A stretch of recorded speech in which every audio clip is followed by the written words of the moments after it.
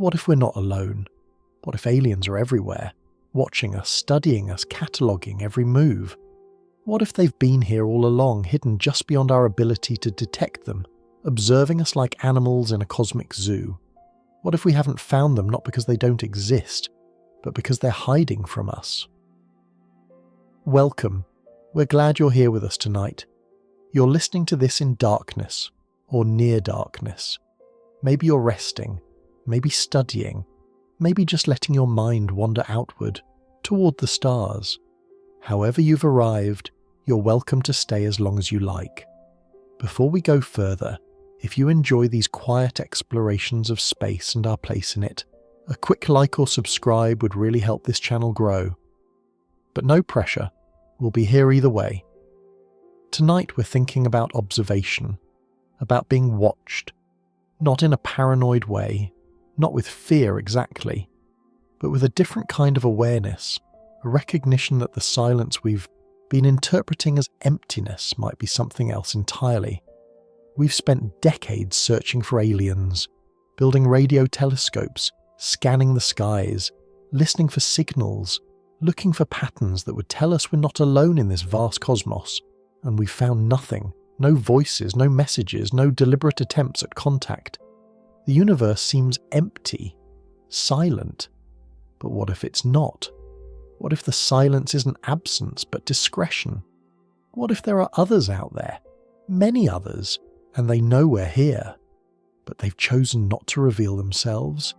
Not because they're hostile, not because they're indifferent, but because they're following a rule, an agreement, a cosmic policy of non-interference with species like ours. This is the zoo hypothesis, and it offers a radically different answer to the Fermi Paradox, to that haunting question, where is everybody? They're here. They've always been here, or near here, close enough to observe, far enough to remain, hidden, watching, studying, recording, like scientists studying animals in a nature preserve, observing behaviour without interfering, documenting without disturbing. We're not abandoned in an empty universe. We're specimens in a carefully maintained observation zone. It sounds strange, doesn't it? Almost unsettling. The idea that eyes we can't see might be watching everything we do, every technological breakthrough, every conflict, every moment of progress or regression. But it's also oddly comforting, because if it's true, we're not alone. The universe isn't empty. Intelligence exists out there, abundant, advanced, ancient. They're just waiting, observing from a distance, letting us develop naturally, without interference. At least that's the benevolent interpretation. There are darker versions of this idea too, versions where we're not protected but contained, not studied but quarantined, not in a zoo but in a prison. We'll explore all of it tonight. The possibilities, the implications, what it would mean if the silence we've been hearing isn't emptiness but intentional quiet, what it would mean to live under observation without knowing we're being watched. There's no rush. We have time. The observers, if they exist, are patient. They've been watching for a long time already, and they'll keep watching whether we know about them or not. The stars are still there, still silent, still beautiful. But maybe, just maybe, they're not as empty as we thought. Maybe the silence has been hiding something all along. Let's explore this together. Let's think about what it means to be watched by the universe and to not even know it. Before we can understand the zoo hypothesis, we need to revisit the question it's trying to answer. The Fermi Paradox. We've touched on this before in other explorations. But let's walk through it again, slowly, because it's the foundation for everything we're about to discuss. The paradox is simple, brutally simple. The universe is vast, about 13.8 billion years old. Our galaxy alone contains somewhere between 200 and 400 billion stars, and we now know that most of those stars have planets. Billions of planets, rocky planets, planets in habitable zones where liquid water could exist. Even if life is rare, even if the conditions for life are extraordinarily specific, The sheer number of opportunities should produce countless living worlds. And if life arises, evolution has billions of years to work with. Time for simple organisms to become complex. Time for intelligence to emerge. Time for civilizations to develop technology. Some of those civilizations would have started millions of years before us. Billions of years even. With that much of a head start, they should be everywhere by now.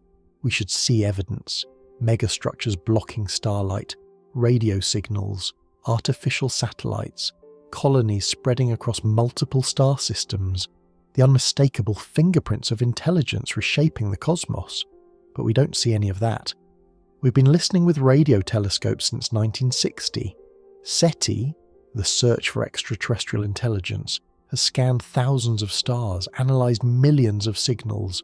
Nothing. No patterns, no messages, no deliberate attempts to communicate. We've studied exoplanets, looking for biosignatures in their atmospheres, signs of life, signs of industrial activity. Nothing yet, just chemistry, just physics. No clear indication that anyone else is out there. The universe seems empty. This is the paradox. The math says civilization should be common. The evidence says they're not, so where is everybody? Over the decades, we've proposed many answers. Maybe life is rare. The rare Earth hypothesis, the idea that Earth's combination of favourable conditions is so specific, so unlikely, that few other worlds meet the requirements. Maybe intelligence is rare. Life might be common, but the jump from simple organisms to technological civilization might be extraordinarily difficult. Maybe civilizations destroy themselves. The great filter, some step in development that most species fail to pass. Nuclear war, environmental collapse, AI disasters, self-destruction before they can spread to the stars. Maybe they're hiding. The dark forest, civilization staying silent because making noise is dangerous. Everyone afraid of everyone else. Maybe they're hunting.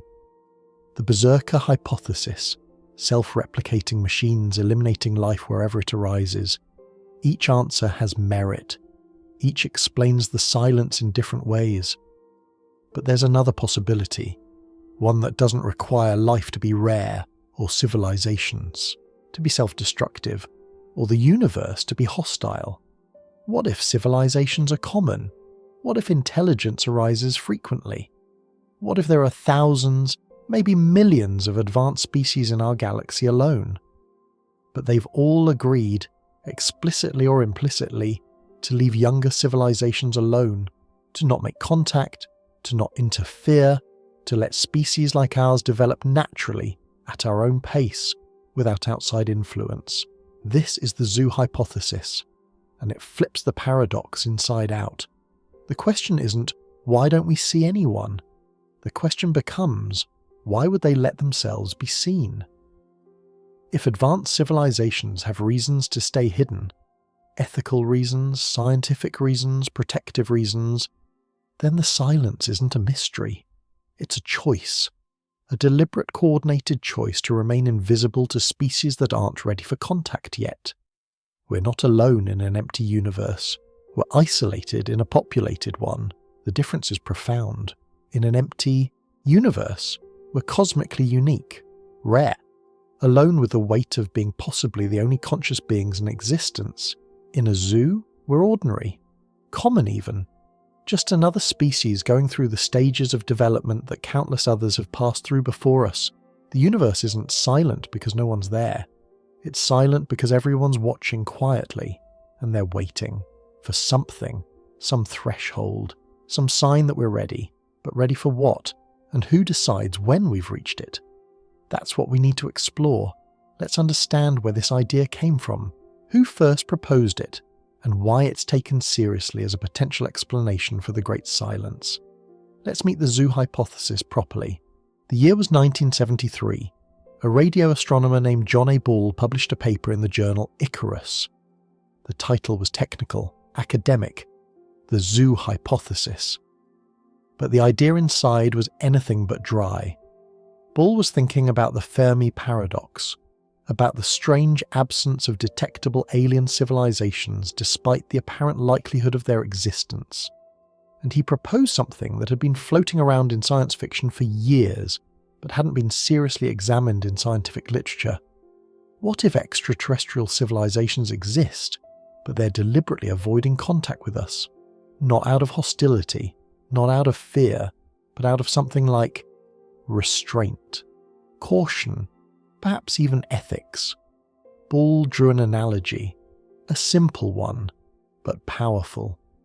Think about how we study animals on Earth. When we want to observe wildlife in their natural habitat, we don't march into the forest announcing our presence. We don't try to communicate with the animals, we don't interfere with their behaviour. We observe from a distance, we use camouflage, hidden cameras, blinds. We try to be invisible so the animals act naturally. We do this because we've learned that human presence changes behaviour. Animals that know they're being watched act differently. They become habituated to humans, lose their natural caution, develop dependencies. The most valuable scientific data comes from subjects that don't know they're being studied.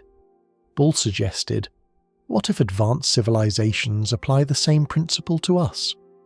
What if Earth is essentially a nature preserve, a protected zone where a developing civilization, us, is allowed to evolve naturally, without outside interference, not because we're in danger, not because they're hostile, but because they've learned that contact with pre-contact civilizations does more harm than good. He called it the zoo hypothesis, and the name stuck. Why zoo?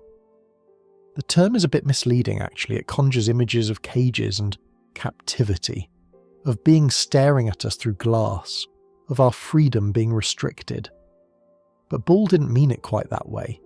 He was thinking more of a wildlife preserve, a protected area, a place where natural processes are allowed to unfold without human, or in this case alien, intervention. We're not in cages, we're not confined. We can develop however we develop, make whatever choices we make, follow whatever path our evolution and history take us down. The zoo isn't about restriction, it's about protection from interference. Still, the word has weight. It implies observation, documentation, a boundary we don't control, an asymmetry of awareness.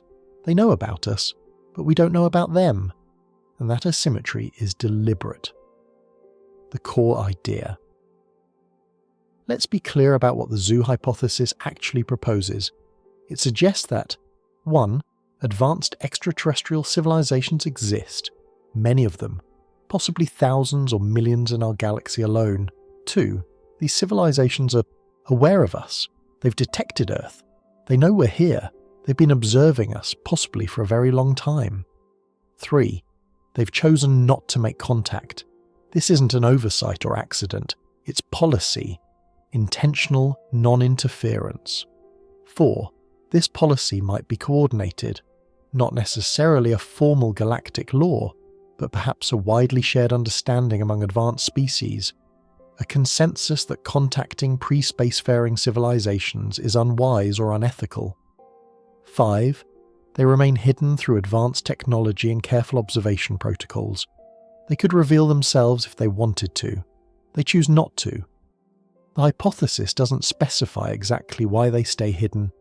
We'll explore the possible motivations soon, and it doesn't explain every detail of how they manage to remain undetected while presumably being close enough to observe us. But it offers a framework, an explanation for the paradox that doesn't require unlikely scenarios or catastrophic filters. It just requires that advanced civilizations are in some ways more cautious than we are, more patient, more willing to watch and wait rather than immediately reaching out to every new species they encounter. Why take it seriously? When Ball first proposed this, some dismissed it as unfalsifiable. You can't prove civilizations aren't hiding from us. The absence of evidence isn't evidence of absence, but over time, the hypothesis has gained traction, not as proven fact, but as a legitimate possibility worth considering. Because it's not actually that strange. If we ever develop the ability to observe other developing civilizations, we'll face exactly the same question. Do we make contact, or do we watch from a distance? And there are compelling arguments for watching, for waiting, arguments that maybe, just maybe, advanced civilizations throughout the galaxy have already reached the same conclusion. That contact should be earned, not given. That development should be natural, not guided. That some species, like us, need to grow up on their own before they're ready to meet their cosmic neighbours. So let's explore those arguments. Let's think about why an advanced civilization might choose to stay hidden. What would motivate them to observe in silence rather than reveal themselves? Let's talk about the Prime Directive. There's a rule in Star Trek. The most important rule. The one that shapes nearly every interaction the Federation has with other worlds. General Order Number 1, the Prime Directive. It states simply, Starfleet personnel are forbidden from interfering with the internal development of pre-warp civilizations. No contact, no technology transfer, no cultural influence, no matter how tempting it might be to help, to share knowledge, to guide a species toward what seems like a better path. Leave them alone. Let them develop naturally. It's fiction, of course. Gene Roddenberry's vision of how a mature, ethical, spacefaring civilization might behave. But the idea has weight. Enough weight that when scientists started seriously thinking about how advanced aliens might approach contact with species like us, they kept coming back to this concept. Maybe fiction got it right. Maybe non-interference isn't just good storytelling. Maybe it's good policy. Why non-interference makes sense. Let's think about what happens when a technologically advanced civilization encounters a less advanced one here on Earth. History gives us countless examples. European contact with indigenous peoples in the Americas, Africa, Australia. More advanced military technology meeting societies that had never seen guns or steel. The results were rarely good for the less advanced society. Even when intentions were ostensibly peaceful, the contact was disruptive, devastating often. Diseases to which indigenous people had no immunity. Economic systems that couldn't compete with industrial production. Cultural practices that were suppressed or erased. Political structures that collapsed under external pressure. Entire civilizations were fundamentally altered or destroyed entirely by contact with more advanced cultures, and that was contact between human societies. Similar biology, similar basic needs, similar cognitive structures. Now imagine the gap between us and a civilization that's been spacefaring for 1 million years. The technological difference would be incomprehensible, not just more advanced, fundamentally different in kind. Their science would seem like magic to us. Their understanding of physics, biology, consciousness, all of it operating at levels we can't even formulate questions about yet. Making contact with us would be like us making contact with chimpanzees or ants. How do you have a meaningful relationship across that kind of cognitive and technological gap? The contamination problem. But it's not just about protecting the less advanced civilization from being overwhelmed. There's also the question of contamination, of spoiling the experiment. From a scientific perspective, we're interesting precisely because we're developing naturally. Our technology, our culture, our solutions to problems, they're authentically ours. Shaped by our specific biology, our planetary environment, our particular history. That's valuable data, unique data. There might be 1 million spacefaring civilizations in the galaxy, but each one took its own path to get there. Each one solved the same fundamental problems: energy, communication, social organization, in its own way. If an advanced civilization contacted us tomorrow and shared their technology, we'd lose that uniqueness. We'd stop developing our own solutions. We'd start copying theirs. Our music, our art, our philosophy, all of it would be influenced by knowledge of an older, more advanced culture. We'd become derivative, imitative. From an anthropological standpoint, we'd become less interesting. And if you're an advanced civilization that values diversity, that wants to understand the full range of ways intelligence can express itself, you'd want to preserve our natural development. You'd want to see what we become without interference. The protection rationale. There's also a more paternalistic argument. Maybe we're not ready for the knowledge that we're not alone, not ready for the psychological impact of realizing we're the cosmic equivalent of children, surrounded by adults we can't even comprehend, not ready for technology we haven't earned through our own development, technology that could amplify our destructive tendencies before we've learned to control them. Maybe premature contact would destabilize us, cause social collapse, religious crises, wars over how to interpret or respond to the revelation. Maybe it's kinder, or at least safer, to wait until we've matured enough to handle the truth, until we've solved some of our own problems first, achieved some baseline level of social cohesion, demonstrated that we can manage advanced technology responsibly. From fiction to hypothesis. What's remarkable is that an idea born in science fiction has become a serious scientific consideration, because the logic holds, the ethical reasoning makes sense. If we encountered a less advanced civilization, we'd face exactly these questions, and the Prime Directive, or something like it, starts to look less like idealistic fiction and more like practical wisdom. So maybe the zoo hypothesis isn't speculative at all. Maybe it's just what mature civilizations do. What any civilization does once it's old enough, wise enough, powerful enough. They watch, they document, they preserve, and they wait. But wait for what? What are they looking for? What would signal to them that we're ready? And more importantly, why would they want to stay hidden? What motivates them to observe in secret rather than revealing themselves? Let's explore those questions. Let's think about what advanced civilizations might gain from keeping us isolated. Let's think about motivation.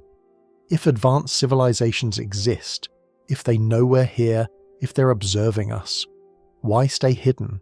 Why not just reveal themselves and let us know we're not alone? The zoo hypothesis requires a reason, a compelling reason for entire civilizations, possibly many civilizations, to coordinate their silence, to deliberately remain invisible to us.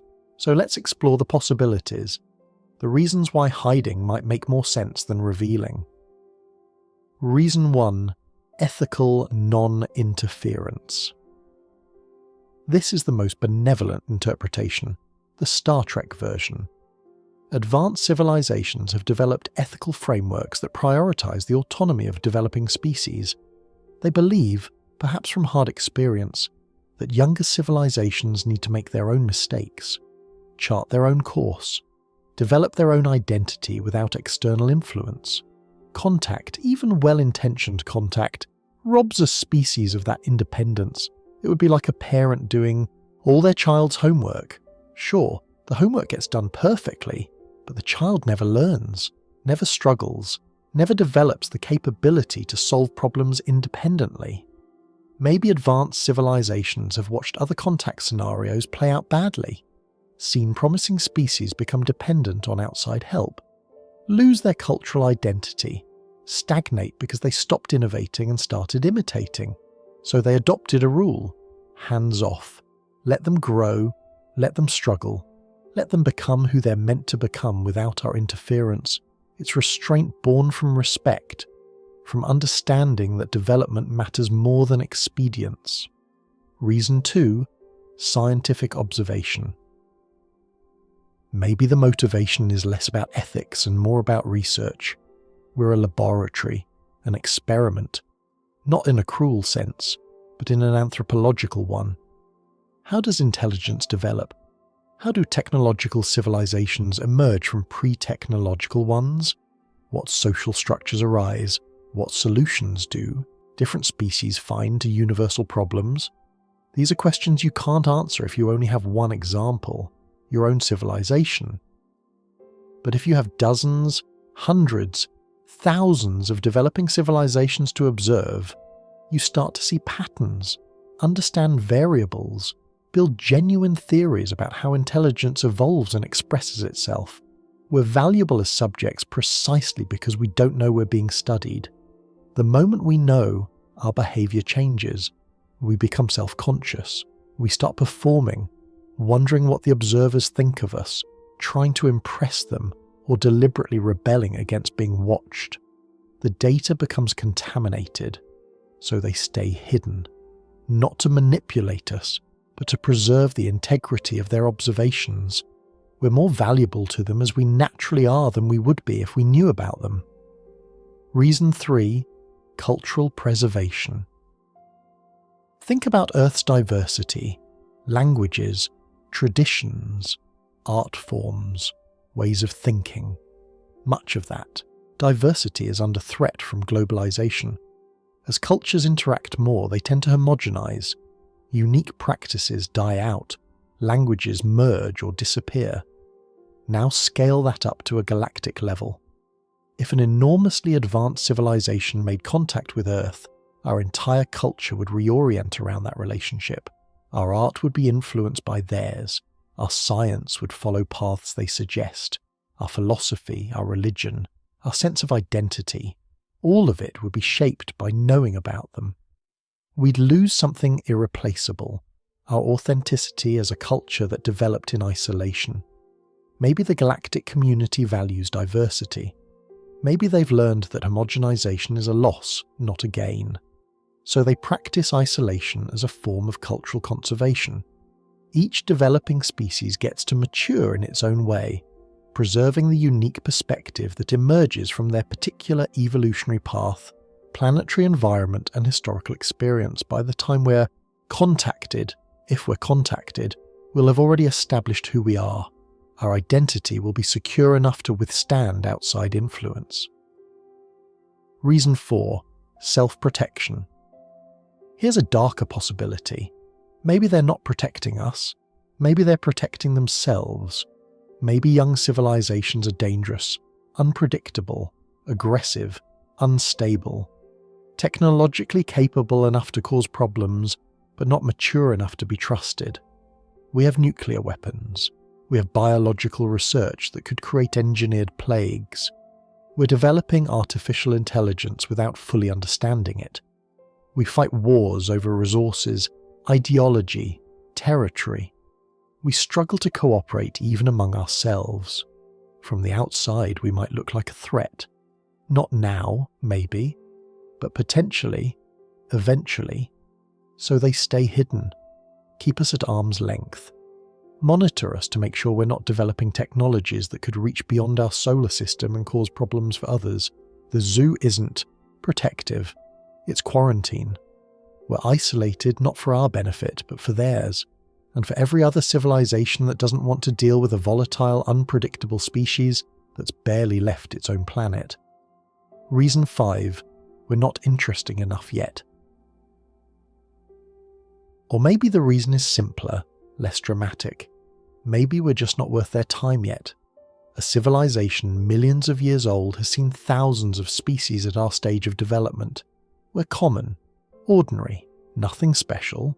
They'll check back in a few thousand years, see if we've done anything interesting, survived our adolescence, developed something novel. Until then, we're on a list, monitored by automated systems, catalogued, but not worth the effort of active contact. We're not being deliberately hidden from, we're just not a priority. The common thread. All these reasons, ethical, scientific, cultural, protective, pragmatic, share something. They all suggest that advanced civilizations have reasons to wait. That contact is something that happens on their timeline, not ours. When they decide we're ready, or when they decide the benefits outweigh the costs. We don't get a vote. We're not consulted. We're just here, developing, being observed or ignored, either way, isolated by design. But if they're watching, if they're studying us, if Earth really is a laboratory or a preserve or a quarantine, how would that even work? How do you observe a planet without being detected? Let's think about the practicalities, about how they could be hiding. Let's imagine it for a moment. Earth as a laboratory, a living experiment, a petri dish on a cosmic scale. Not in some sinister way, not cruel experimentation or manipulation, but observation, documentation, study. What would that look like? What could they learn from watching us?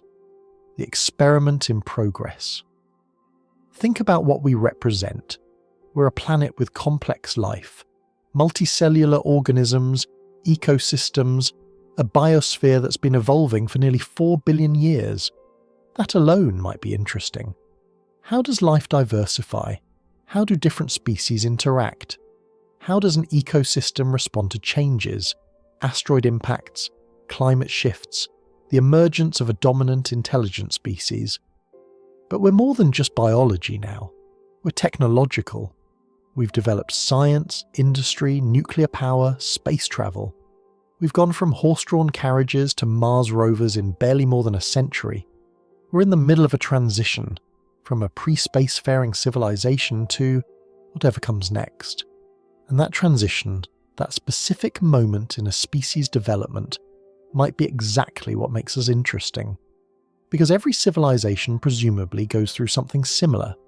The jump from planetary to interplanetary, from isolated to cosmic. And maybe that jump is critical. Maybe most species fail at this stage, self-destruct, stagnate, never make it past this bottleneck. Watching us navigate it, successfully or unsuccessfully, could provide valuable data. What are they measuring? If Earth is an experiment, what are the variables? How we handle technology? Do we use it to solve problems or create new ones? Do we develop nuclear power and use it wisely? Or do we blow ourselves up? How we organize ourselves socially? Can we cooperate at scale? Can we move past tribalism, nationalism, competition for resources? Or do we fragment, fight, collapse? How we respond to existential challenges, climate change, pandemics, asteroid threats? Do we come together or fall apart? Do we prioritize long-term survival or short-term gain? How we treat our biosphere? Do we recognize ourselves as part of an ecosystem, or do we keep exploiting it until it collapses? These are questions that every civilization faces, and the answers might determine whether species survive their technological adolescence or destroy themselves. We're providing data on all of it, every day, every choice we make, not because we're special, but because we're typical, or typical enough to be useful. The value of natural development. Here's what makes us valuable as experimental subjects. We don't know we're being studied. In any scientific experiment, awareness of observation changes behaviour. It's called the observer effect. The Hawthorne effect in social science. People who know they're being watched act differently. They try harder. They conform to expectations. They perform rather than just being. If humanity knew for certain that advanced aliens were watching us, evaluating us, documenting our every move, we'd change immediately. Some would try to impress them, show off our best achievements, hide our flaws. Others would rebel, deliberately do the opposite of what we think they want. Religions would form around them. Governments would reorient policy to appeal to them. Our entire culture would warp around the reality of being observed. The experiment would be contaminated. But if we don't know, if we're developing naturally, making choices based on our own values and pressures and circumstances, then the data is clean, authentic, useful. We're showing them who we really are, not who we'd pretend to be if we knew they were watching. Comparative anthropology. Now scale this up. If the zoo hypothesis is correct, we're probably not the only experiment, not the only isolated species being observed. There might be dozens of Earths, hundreds, thousands of developing civilizations at various stages, all being documented by the same observing network. Some more advanced than us, some less. Some facing different challenges, different planetary environments, different evolutionary paths, different historical contingencies. Together, they'd form a database, A comprehensive study of how intelligence develops, how civilizations emerge, what factors lead to success or failure. This is comparative anthropology on a scale we can barely imagine, and we're one data point among many. Contributing to a body of knowledge that might be helping advanced civilizations understand the fundamental patterns of intelligent life throughout the galaxy. We like to think we're unique, special, the center of cosmic significance. But in a laboratory, you're not unique. You're a sample, one specimen among many. Valuable not because you're different, but because you're representative. The ethics of observation. Is this ethical? Studying a species without their knowledge or consent? On Earth, we have institutional review boards for human research. Informed consent is considered essential. Participants have to know they're being studied and agree to it. But those rules assume the subjects are capable of understanding the study, can meaningfully consent. What if the gap is too large? What if explaining the study would invalidate it? What if the subjects aren't developed enough to comprehend what's being asked? Then the ethics get murky, complicated. Maybe advanced civilizations have decided that observation without consent is acceptable if the alternative is no contact forever, or if premature contact would cause more harm than secretive observation. Or maybe they simply don't care about our consent. We're interesting subjects. Our feelings about being studied are irrelevant. We don't know. Can't know. That's part of what makes the zoo hypothesis unsettling. If it's true, decisions about our cosmic status are being made without us, by beings we can't see, can't communicate with, can't appeal to. We're subjects, not participants. But if they're observing, if they're close enough to study us in detail, how are they staying hidden? What technology, what techniques could allow them to watch us without being detected? Let's think about that. If advanced civilizations are observing us, they're doing an excellent job of staying invisible. We've been looking for decades. Radio telescopes scanning the skies, space probes photographing planets and moons, satellites monitoring Earth orbit. We haven't found anything definitive. No alien spacecraft, no artificial structures, no obvious observers. So either they're not there, or they're extraordinarily good at hiding. Let's explore how they could manage it, how an advanced civilization could observe us without being detected. Distance. The simplest method: stay far away.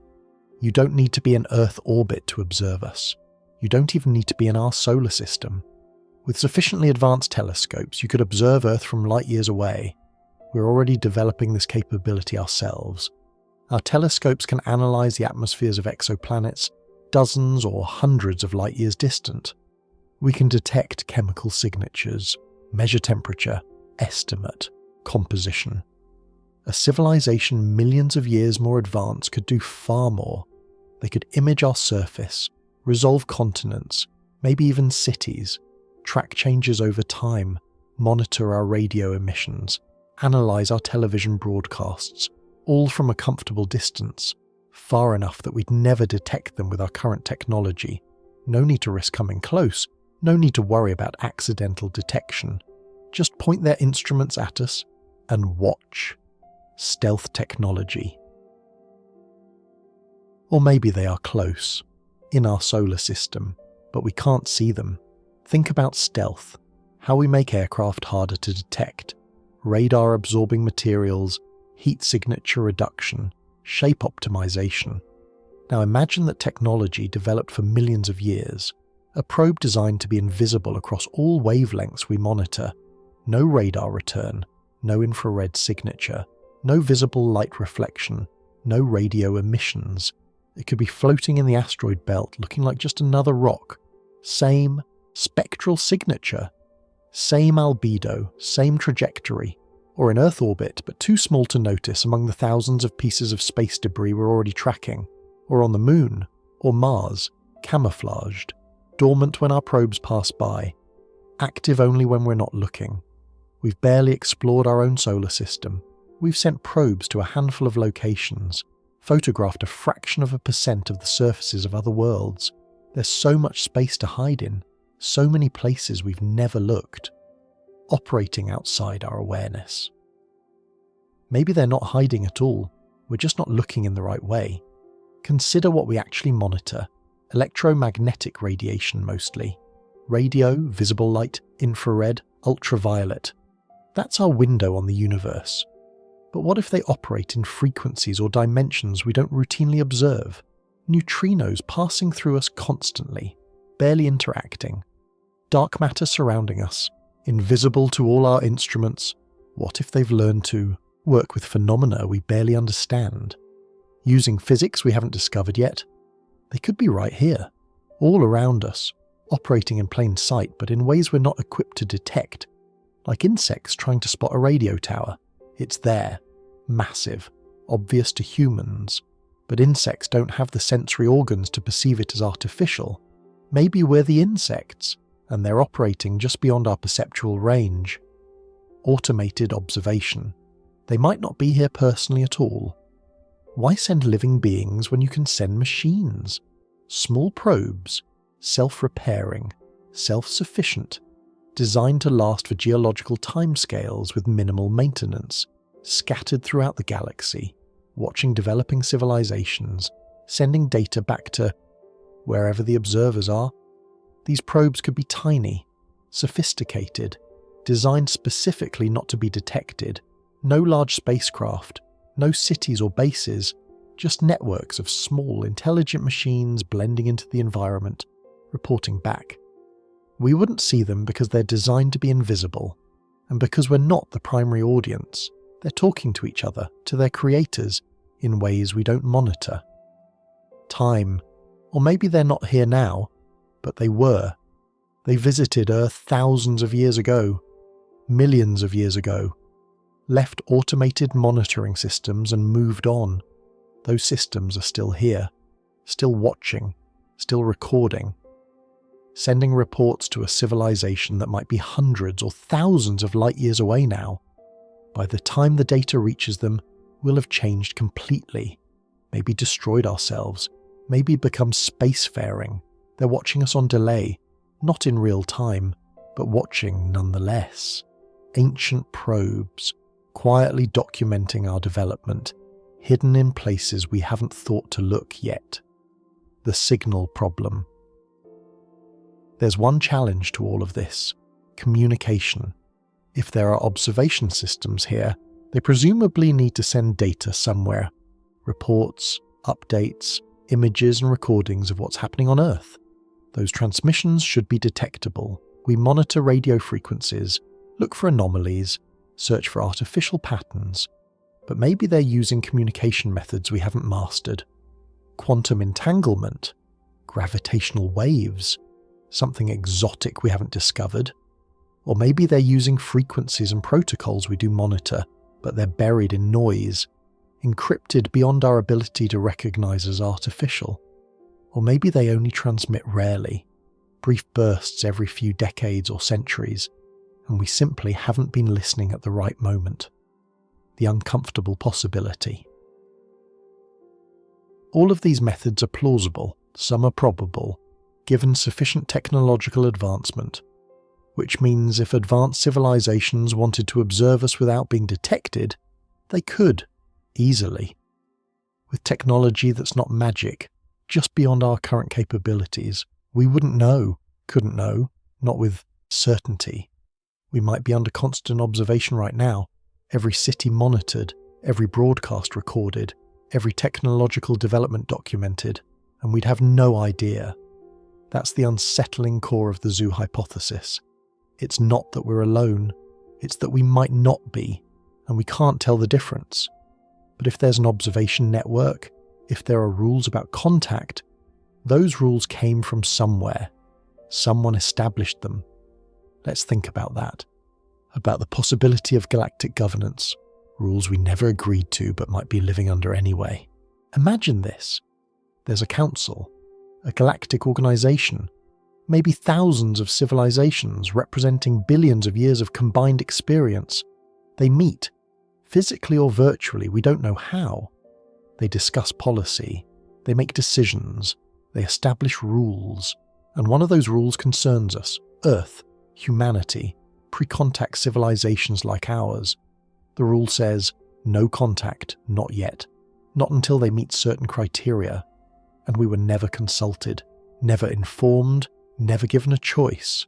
We're subject to galactic law without even knowing it exists. This is the logical extension of the zoo hypothesis. If multiple civilizations are coordinating non-interference, there must be some form of agreement, some structure, some enforcement, a cosmic embargo on contact with species like us, the Galactic United Nations.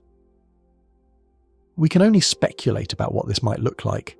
Maybe it's formal, an actual governing body, representatives from member civilizations, e-charter, bylaws, committees on first contact protocol. They've studied the question extensively, run simulations, reviewed historical cases of contact between civilizations at different developmental levels, and they've concluded, based on evidence we don't have access to, that premature contact is harmful, destabilizing, counterproductive. So they've established a policy, a clear rule that all member civilizations agree to follow. Don't contact pre-spacefaring species, don't interfere with their development. Observe if you want, but stay hidden. Let them mature naturally. It might not even be controversial among them, just obvious, the way we consider it obvious that you shouldn't give nuclear weapons to children. Of course you don't contact species that haven't left their own planet yet. That's basic galactic ethics 101. Informal consensus. Or maybe it's not formal at all. Maybe there's no council, no meetings, no written rules, just a shared understanding, a cultural norm that's emerged independently among most advanced civilizations. They've all been through the same stages, developed technology, became spacefaring, eventually encountered other species, and they've all learned the same lessons. Contact too early causes problems, interference disrupts natural development, it's better to wait. So they do, not because a law requires it, but because experience suggests it's wise. When a new civilization becomes advanced enough to detect, everyone who notices just stays quiet. It's what you do. It's expected. No enforcement needed, just consensus. The criteria, we don't know. Either way, formal or informal, there must be criteria. Conditions that once met change our status from off-limits to contactable. But what are they? Have we developed a certain technology, achieved fusion power, built a generation ship, sent probes to another star system? Have we reached a certain level of social development, ended war, eliminated poverty, achieved global cooperation on existential challenges? Have we demonstrated wisdom, maturity, the ability to handle knowledge of other civilizations without collapsing into chaos? We don't know, and that's the frustrating part. We might be close to the threshold, one breakthrough away, one social achievement away from the moment when the embargo lifts and someone finally says hello, or we might be centuries away, millennia. We might have fundamental hurdles to clear that we haven't even identified yet. We're being judged by standards we can't see, working toward goals we don't know we're supposed to achieve. Enforcement mechanisms. If there are rules, there must be ways to enforce them. What happens if a civilization breaks the embargo, contacts us before we're ready? Maybe nothing. Maybe the system relies on voluntary compliance. If most civilizations follow the norm, a few violations here and there don't matter much. Or maybe there are consequences, social ones at least. Breaking the embargo makes you a pariah in galactic society. Other civilizations refuse to trade with you, share knowledge with you. You're isolated for violating the isolation of others. Or maybe there's actual enforcement, peacekeeping forces, sanctions, mechanisms to prevent rogue civilizations from interfering where they shouldn't. We have no way to know. We're outside the system, subject to its rules, but not party to its deliberations. Living under unknown authority. This is perhaps the most unsettling aspect of the zoo hypothesis. If it's true, our cosmic status is being decided without our input. Beings we've never met are making choices about when, or if, we're allowed to join the larger galactic community. We have no voice, no representation, no way to argue our case or petition for different treatment. We're like children in a house where adults are making decisions on our behalf. Maybe those decisions are wise, maybe they're for our own good, but we don't get to participate. We're not at the table, and maybe that's appropriate. Maybe we really aren't ready. Maybe we'd make a mess of things if we were contacted now. But the paternalism of it, the assumption that others know what's best for us better than we do, that's hard to accept. We're autonomous beings, a civilization with our own values, our own choices, our own right to determine our future. But in the zoo hypothesis, that autonomy is limited, constrained by rules we never agreed to.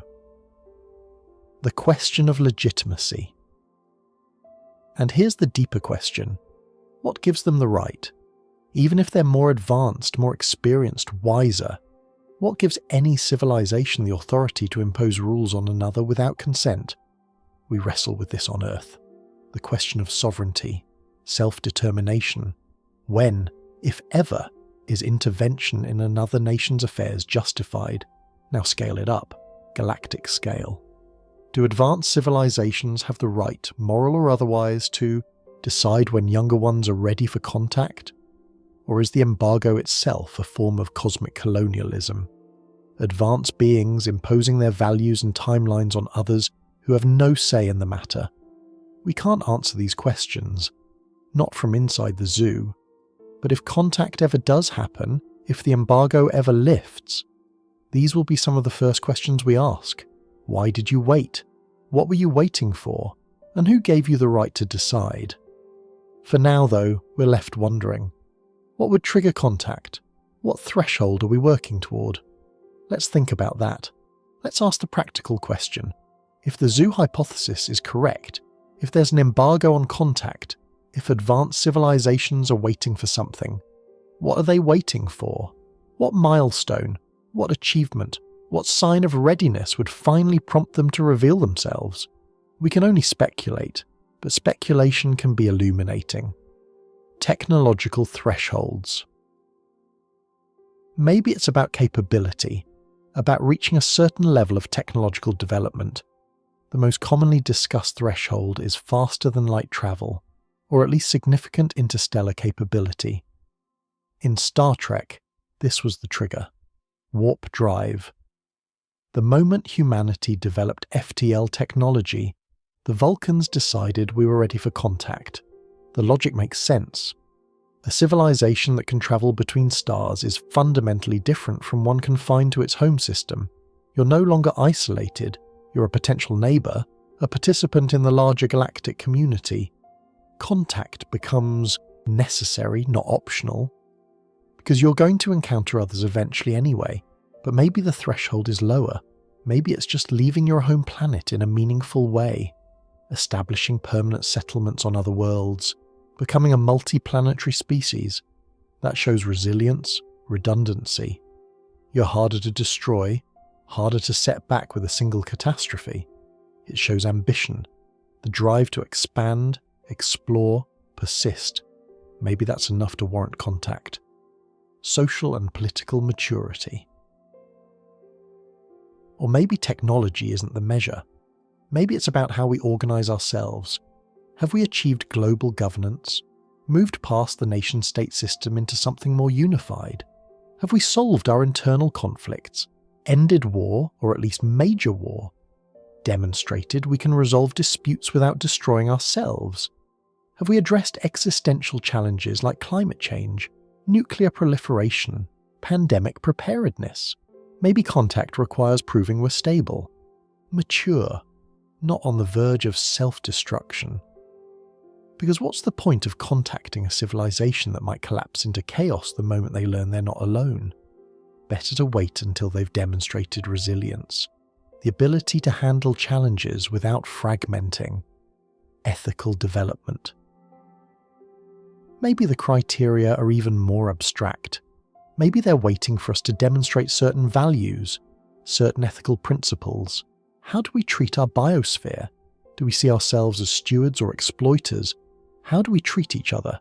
Have we eliminated slavery, genocide, systematic oppression? Or are we still struggling with basic moral questions? How do we approach knowledge? With humility and curiosity, or with arrogance and destructiveness? Maybe contact isn't granted based on what we can do, but on who we've become. And maybe that's the hardest threshold of all. The signal threshold. Or perhaps it's simpler than any of this. Maybe they're just waiting for us to reach out correctly. We've been broadcasting for over a century. Radio signals leaking into space, SETI messages aimed at distant stars. But maybe we haven't sent the right message yet, haven't demonstrated that we're actively seeking contact, not just accidentally noisy. Maybe there's a protocol, a specific signal, a way of asking that shows you understand what you're asking for. And once we send it, once we deliberately, thoughtfully, maturely request contact, the embargo lifts. First contact is something we initiate, not something done to us. Multiple criteria. Or maybe there's no single threshold. Maybe it's a combination. Technology plus social stability plus ethical maturity. All of it together. A holistic assessment of whether a civilization is ready. And maybe different observing civilizations have different opinions about when that point arrives. Some more cautious, wanting to wait longer. Others more willing to take risks, make contact sooner. Maybe there's debate about us. Right now, in forums we can't access.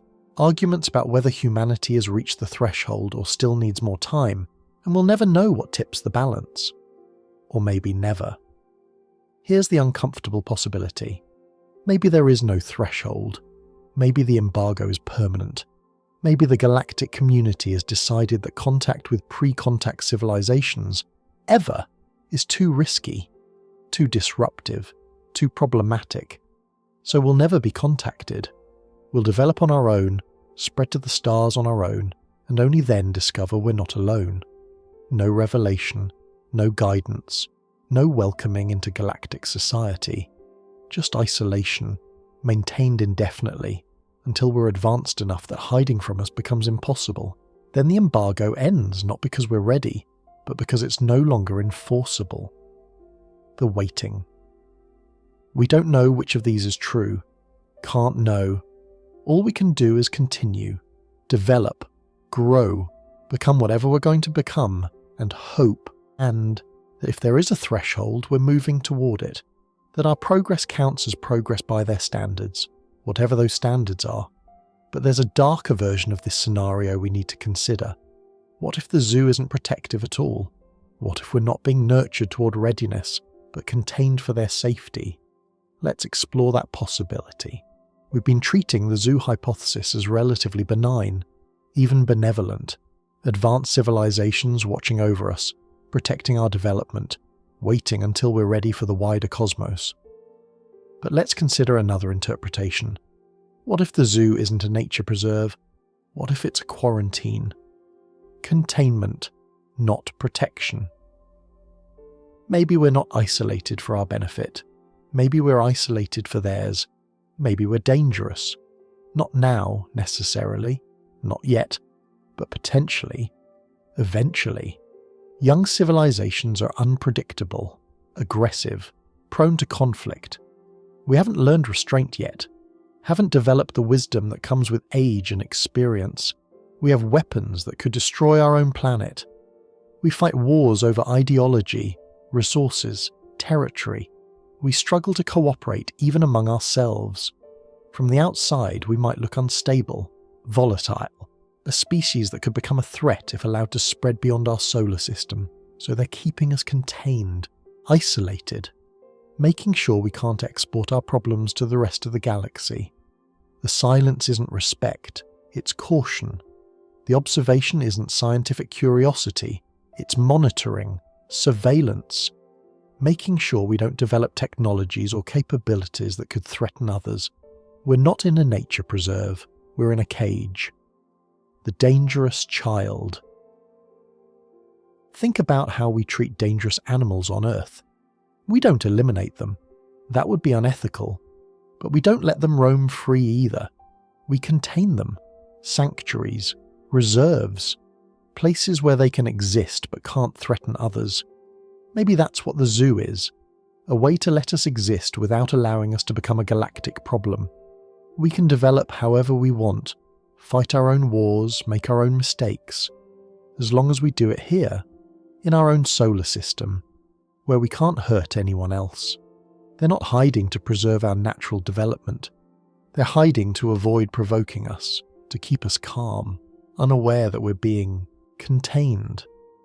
Because if we knew, if we understood we were being deliberately isolated, kept separate from the galactic community, we might react badly, might become resentful, hostile, might accelerate our efforts to reach the stars specifically to break containment.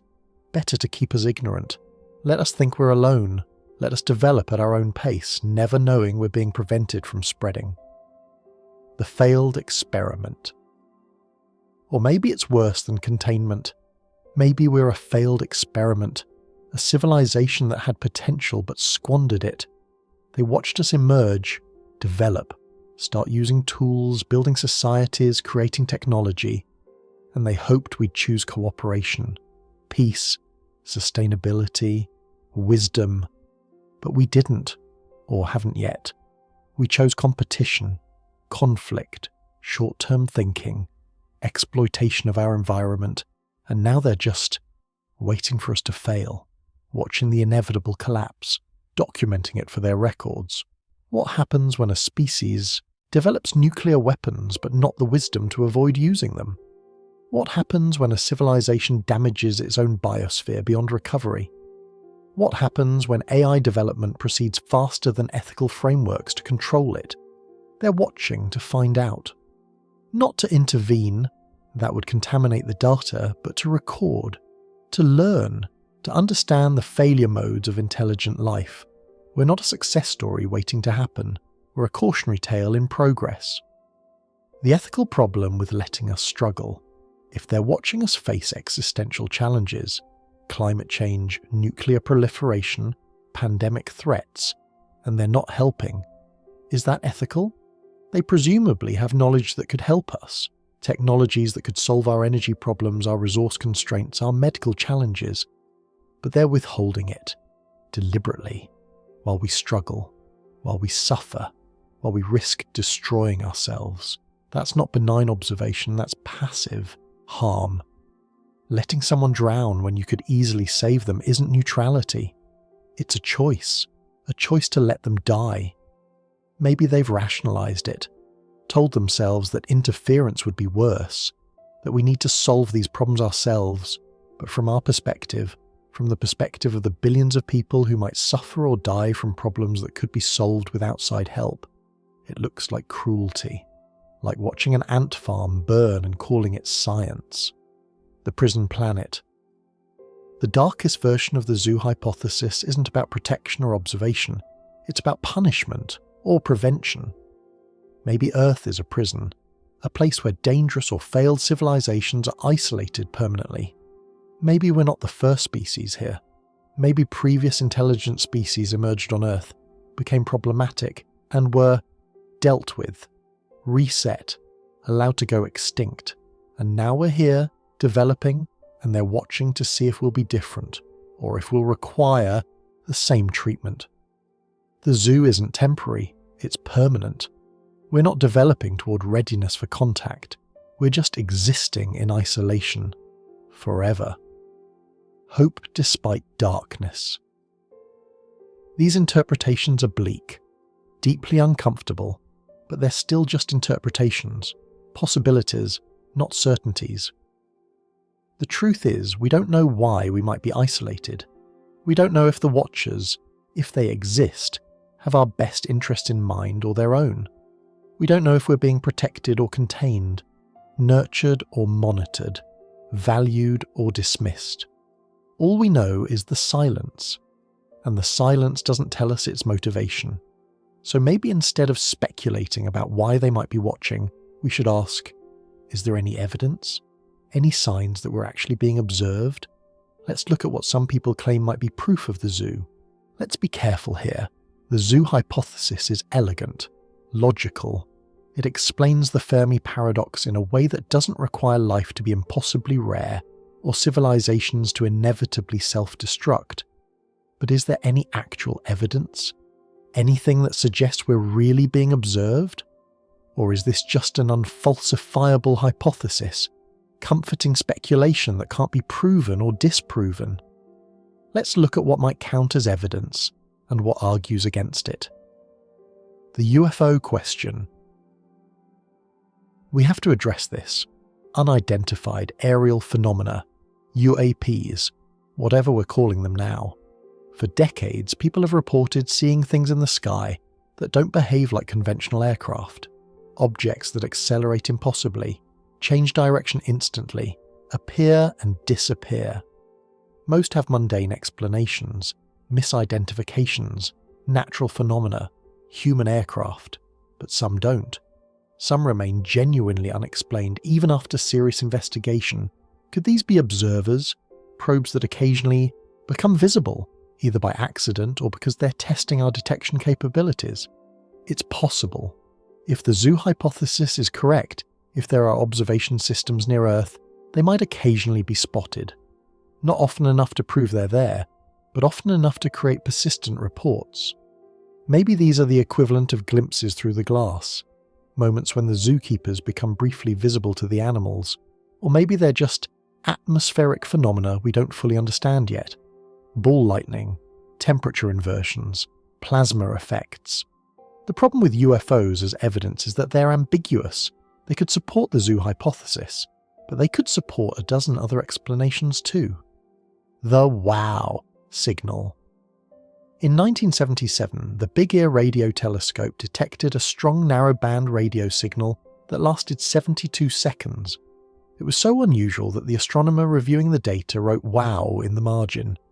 It came from the direction of Sagittarius. It had all the characteristics of an artificial signal. The right frequency, the right intensity, the right duration. And it was never detected again. Despite years of follow-up observations, some say it was a comet. Hydrogen emissions in the right frequency range. That's the current best natural explanation. But others wonder, what if it was deliberate? A brief transmission? Maybe accidental? Maybe a test? Maybe an observer slipping up, sending a signal that leaked where it shouldn't, realizing the mistake and immediately going silent again. If civilizations are trying to stay hidden from us, they wouldn't be perfect. Occasionally something would slip through. A signal, a transmission. Just enough to make us wonder, but not enough to prove anything. The wow signal could be that. Or it could be exactly what the mainstream explanation suggests. A comet, interesting but natural. Ambiguous again. The perfect silence. Here's evidence of a different kind, not proof of observation, but circumstantial support for coordination. If the zoo hypothesis is wrong, if there's no coordinated non-interference policy, we'd expect some civilizations to contact us and others not to. Some might be cautious, but surely some would be curious, reckless, or just indifferent to the ethical concerns. We'd expect a mixed signal, some contact, some silence, some attempts at communication from civilizations with different values or risk tolerances, but instead, we have perfect silence. Every advanced civilization, if they exist, is staying quiet. That level of coordination suggests either a very strong norm or formal agreement, something that keeps everyone in line, or it suggests there aren't many civilizations out there to coordinate. That life is genuinely rare. The perfect silence is evidence for something, but it doesn't uniquely point to the zoo hypothesis. Arguments against. Let's be honest about the weaknesses. The zoo hypothesis is unfalsifiable. There's no observation we could make that would definitively disprove it. No aliens. They're hiding. No signals. They're staying quiet. No probes. They're too advanced to detect. It can explain any observation, which means it doesn't really constrain our expectations at all. It's also anthropocentric. It assumes advanced civilizations think like us, value things like we do, make the same ethical calculations we might make, but they might be fundamentally alien. Their motivations, their values, their decision-making processes might be incomprehensible to us. Why would they all agree on non-interference? What if some civilizations don't care? What if they have completely different approaches? The hypothesis requires a level of coordination and value alignment that might not be realistic across genuinely alien minds. And finally, Occam's razor. The simplest explanation is often correct. Maybe we haven't detected aliens because they're not there. Life is rare, intelligence is rarer. The universe is mostly empty. That's simpler than elaborate observation networks and coordinated silence. The honest assessment. There's no smoking gun, no definitive evidence that we're being observed. There are anomalies, unexplained phenomena, suggestive patterns, but nothing that proves the zoo hypothesis is correct. It remains what it's always been, a possibility. One explanation among several for why the universe seems empty. Elegant but unproven. Compelling but ultimately speculative. Still, speculation has value. It makes us think about possibilities we might otherwise dismiss, and it raises interesting questions. If there are multiple zoos, multiple isolated civilizations being observed separately, would they know about each other? Or would each one think they're alone? Let's think about that. Here's a thought that makes the isolation feel even more profound. What if we're not the only ones? What if there are dozens of Earths, hundreds, thousands of developing civilizations, each one isolated in its own bubble, each one thinking it's alone? All of us contained, all of us observed, none of us aware of the others. The archipelago of isolation. Imagine the galaxy from the perspective of an advanced civilization. You're surveying worlds, cataloguing life, documenting development, and you find not just one pre-contact species, but many, each at different stages, some just beginning to use tools, others already industrial, some on the verge of space travel. What do? If your policy is non-interference, you isolate them all, keep them separated, make sure none of them discovers the others before they're ready. Because if two emerging civilizations made contact with each other, both young, both volatile, both lacking the wisdom of age, the results could be catastrophic. Competition, conflict, an arms race between species that barely understand their own capabilities. Better to keep them apart. Let each develop independently. Only allow contact once they've matured enough to handle it. So you create zones, boundaries. Each developing civilization gets its own protected space, and from inside those spaces the universe looks empty, silent. Not because it is, but because you've been deliberately isolated from your peers. Ships passing in the night. We could have neighbours, species at our level of development, facing the same challenges we face. Climate change, nuclear proliferation, the struggle to cooperate, the question of whether to reach for the stars or focus on problems at home. Civilizations that would understand us in ways more advanced species never could. Because they're going through it too. Right now, we could learn from each other, share strategies, find comfort in knowing we're not the only ones struggling with these impossible questions. But we're kept apart, deliberately. Maybe they're in our galaxy, maybe just a few hundred light years away, close enough that we could detect each other, given time and the right technology. But we never will, because the observers make sure of it. They monitor both of us. And if one civilization sends signals that might reach the other, those signals are intercepted, blocked, redirected, or the receiving civilization is distracted, given other things to focus on, kept looking in the wrong direction. However they do it, the result is the same. We remain isolated, unaware of each other, ships passing in the night, never knowing how close we came. The ethical calculus. Maybe the observers have good reasons for this. Two immature civilizations meeting could be dangerous, for both of them, and for the broader galactic community.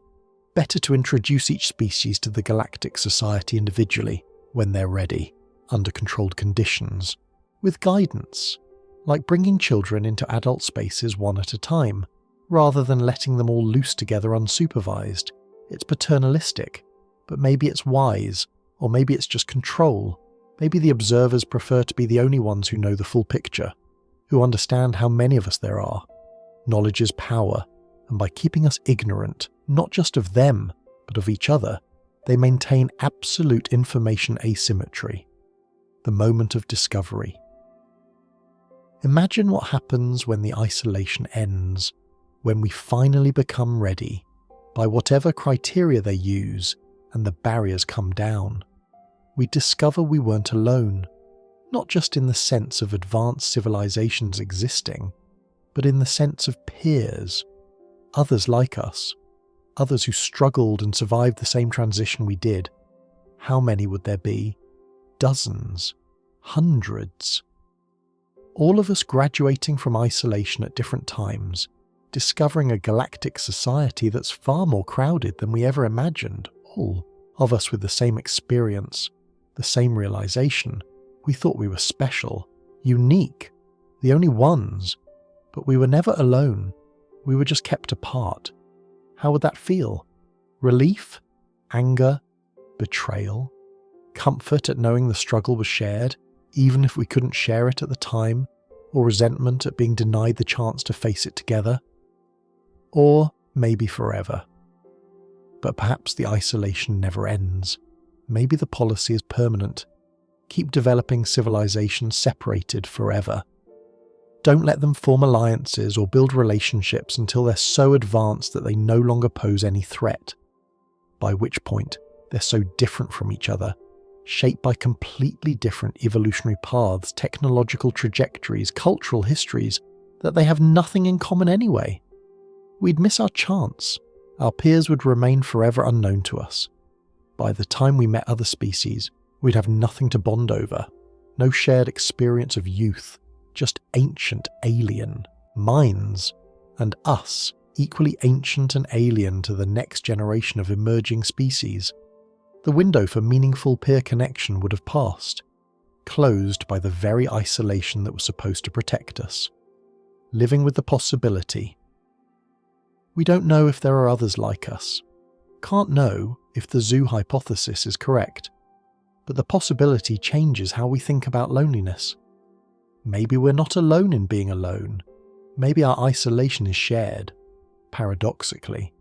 Somewhere out there, another civilization might be looking up at their stars, feeling exactly what we feel, wondering if anyone else is asking the same questions, and we'll never know. Because someone decided we shouldn't. That's the deepest cruelty of the zoo. Not just isolation from advanced civilization, but isolation from peers who might actually understand. So what does all of this mean? If the zoo hypothesis is true, what does it mean for us? For how we see ourselves? For how we move forward? Let's think about that. Let's sit with this for a moment. What if the zoo hypothesis is correct? What if everything we've explored tonight is real? What if we are being watched, isolated by design, living under rules we never consented to, surrounded by civilizations we can't detect? How does that change things? What does it mean for us, for our future, for our understanding of who we are? The loss of cosmic loneliness. First, the obvious. We're not alone. That realization would be profound, transformative, one of the most important discoveries in human history. The existential weight of cosmic loneliness, the fear that consciousness might be a rare accident, that we might be the universe's only witnesses, would lift. We'd know, for certain, intelligence exists elsewhere, abundantly even. That's comforting, reassuring. It means the universe isn't empty, isn't indifferent, isn't a cold void where meaning dies. There are others, and they've been here all along. The loss of agency. But there's another realization that comes with it, a less comfortable one. We're not in control of our cosmic destiny. We never were. Decisions about our status, when we're contacted, whether we're contacted, what information we're given access to, those decisions are being made by others. We don't get a vote, don't get to argue our case, don't get to say, We're ready now, and have anyone listen. We're subjects, not participants. Objects of study, not partners in dialogue. Our development is being managed, overseen, controlled, even if that control is subtle.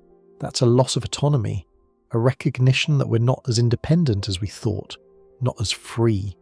There are constraints on us we didn't choose, can't remove, can't even see clearly. The question of authenticity. Here's something deeper, more unsettling. If we're being observed, are we living authentically, or are we performing? Every choice humanity makes, every war, every peace treaty, every technological breakthrough, every ethical evolution, it's all being watched, recorded, evaluated. Does that change the meaning of those choices? If a tree falls in the forest and no one hears it, does it make a sound? If humanity develops and someone is always watching, are we developing naturally, or are we developing for an audience? Even if we don't know we're being watched, the fact that we are changes something fundamental. Our history isn't just ours, it's data, it's content, it's a case study in some alien archive. We're not the authors of our story, we're characters in someone else's research project. The responsibility of being watched. Or maybe it means something different. Maybe knowing we're observed, if we ever confirm it, would make us better. More conscious of our choices, more thoughtful about our legacy, more aware that what we do matters, not just to us, but to others who are paying attention. We'd have an audience. And audiences change behaviour, we might act, with more dignity, more purpose, more awareness that we're representing something larger than ourselves, not performing exactly, but aspiring, rising to meet the expectations of those who are watching, or trying to prove them wrong if their expectations are low. The frustration of imposed patience. But mostly, if the zoo hypothesis is true, it means waiting. We can't force contact, can't demand answers, can't break through the barriers that have been placed around us. We can only develop, grow, become whatever we're meant to become, and hope that someday, maybe in our lifetime, maybe in 1,000 years, someone decides we're ready. That's frustrating, deeply frustrating, especially if we're facing existential challenges that outside knowledge could help solve. Climate change, energy crises, medical challenges, knowing that answers exist, that help is available, but it's being deliberately withheld. That's not just frustrating, it's maddening. We're like a patient with a curable disease, watching the medicine sit on a shelf just out of reach, while someone else decides when we're ready for treatment. The choice we still have, but here's what doesn't change, even if the zoo hypothesis is true. We still have choices about who we become, how we treat each other, how we approach our problems. We're still writing our own story, even if others are reading it. And maybe the point isn't to impress the watchers, isn't to pass some tests they've set for us. Maybe the point is just to be, to develop authentically, to become the best version of ourselves we can manage, not for them, for us. Because at the end of the day, whether we're alone or observed, whether we're free or contained, whether contact happens tomorrow or never, we still have to live here, on this planet, with each other, and that's what actually matters.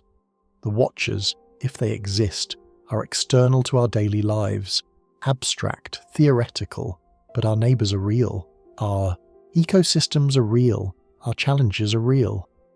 Maybe the zoo hypothesis, if true, teaches us this. Focus on what you can control, on the relationships you have, the world you live in, the choices you make today, the cosmic questions. When will they contact us? Are we ready? What do they think of us? Those can wait. What matters is what we do now, here, with what we have. One more thought remains, one more reflection before we rest. Let's think about what it means to look up at the stars knowing or suspecting that something looks back. Closing. Looking up at the glass. We've come a long way together tonight, through a hypothesis that changes everything about cosmic loneliness, that replaces the silence of an empty universe with the silence of deliberate restraint. We've explored the possibility that we're not alone, that we've never been alone, just isolated, observed, kept separate until someone, somewhere, decides we're ready. It's a strange kind of comfort, isn't it? To think that eyes we can't see might be watching, that our struggles, our achievements, our entire history might matter to someone other than ourselves, that the universe isn't indifferent, it's just patient. The glass above us. There's an image that stays with you once you consider the zoo hypothesis seriously, looking up at the night sky and imagining glass, an invisible barrier, a boundary we can't see or touch, but that's there nonetheless. And on the other side, observers, watching, taking notes, waiting, aching. We're the animals in the enclosure. And the stars, those beautiful distant lights, they're not empty void. They're windows, points of observation. It changes how the night sky feels. Not lonely anymore, but not exactly free either. Watched, documented, known by others who remain unknown to us. Living with uncertainty. The truth is, we don't know if the zoo hypothesis is correct. We might be alone after all. The universe might be genuinely empty. The silence might be exactly what it seems. Absence, not discretion. Or we might be in a dark forest surrounded by hidden threats, not benevolent observers. Or we might be rare, precious, the only garden in a vast desert. All of these possibilities remain. The zoo hypothesis is just one more, one way of interpreting the great silence. But it's a compelling one. It fits the evidence, or the lack of evidence. It explains the paradox without requiring us to be unique or doomed. It just requires that someone out there learned restraint, developed ethics, chose patience over curiosity. And that's not impossible. That's not even unlikely when you think about it. What we do with this. Whether the hypothesis is true or not, it offers us something. A framework for thinking about contact, about readiness, about what it might mean to join a larger cosmic community. It asks us, are we ready? Not by their standards. We don't know their standards, but by ours. Are we mature enough to handle the revelation that we're not alone, that we've been observed, that decisions about our cosmic status have been made without us? Are we wise enough to meet other intelligences as equals, not as competitors or threats? Are we stable enough to incorporate cosmic perspective into our worldview without collapsing into despair or arrogance? Maybe that's the real threshold. Not technology, not territory, not any specific milestone. Just readiness. The kind that comes from honestly confronting who we are and choosing to become better. The stars are still beautiful. Whatever the truth, whether we're watched or alone, protected or contained, valued or dismissed, the stars are still there, still beautiful, still mysterious, still calling to something deep inside us. We look up and we wonder. We ask questions. We imagine possibilities. That won't change, can't change. It's part of what makes us human. And maybe that's enough. Maybe the wondering itself is the point. Not the answers, not the revelation, not the moment of contact, just the endless, patient curiosity. The willingness to look up at the night sky and ask, is anyone out there? Even if the answer is silence, even if the silence might mean we're being watched, even if we never know for certain, we keep looking, keep asking, keep hoping. One last thought. If you're out there, if you're watching, if this message somehow reaches you, across whatever barriers you've placed between us, we're here, we're trying, we're flawed. Yes, struggling, yes, but also curious, creative, capable of wonder. We'd like to meet you someday, when you think we're ready, or when we think we are. Until then, we'll keep looking up, keep asking our questions, keep developing in whatever direction our nature and choices take us. And maybe, one day, the glass will lift, the boundary will dissolve, the isolation will end, and we'll discover we were never as alone as we felt. Thank you for walking through this possibility with us tonight, for considering what it would mean to be observed, to be isolated, to be part of a cosmic zoo we didn't know we were in. If you'd like more explorations like this, more journeys through the mysteries and possibilities of our place in the universe, we'd be grateful if you subscribed, but only if it feels right. We'll be here, still wondering, still watching the stars, still hoping someone watches back. Rest well tonight, whether you're alone in the universe or quietly observed. Either, where you're here, you're thinking, you're aware, and that perhaps is miracle enough. Good night.